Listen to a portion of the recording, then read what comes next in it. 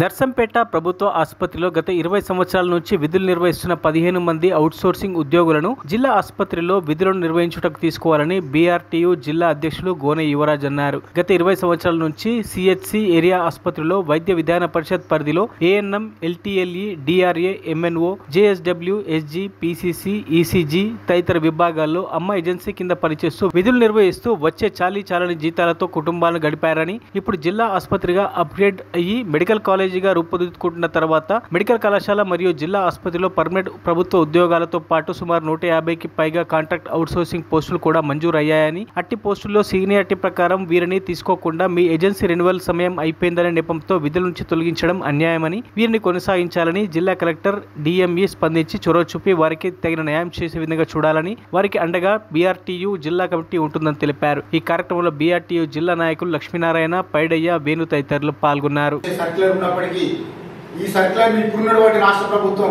ఇక్కడ స్థానిక ఉన్నటువంటి అధికారులు కానీ స్థానిక శాసనసభ్యులు కానీ దాన్ని తుంగలో తొక్కి వాళ్ళని ఇంటికి పంపించేటువంటి ప్రయత్నం చేస్తూ ఉన్నారు.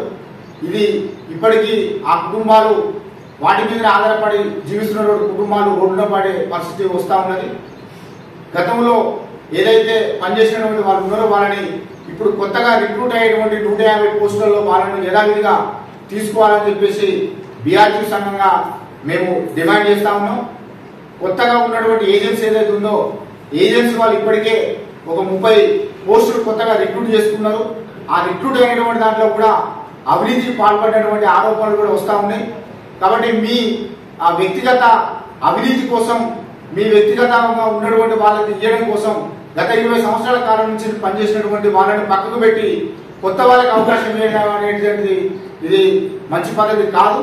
ఇప్పటికైనా జిల్లా కలెక్టర్ గారు, అదేవిధంగా హెల్త్ కమిషనర్ గారు, అదేవిధంగా ప్రిన్సిపల్ గారు తక్షణమే స్పందించి వీళ్ళకి న్యాయం చేయాలని చెప్పేసి కోరుతా ఉన్నాం. ఒకవేళ వీళ్ళ పట్ల అదే పద్ధతిలో ఉంటే ప్రత్యక్షంగా కూడా మేము బీఆర్టీ వైపు నుంచి కూడా పోరాటాలు చేస్తామని చెప్పేసి కూడా తెలియపరుస్తా ఉన్నాం.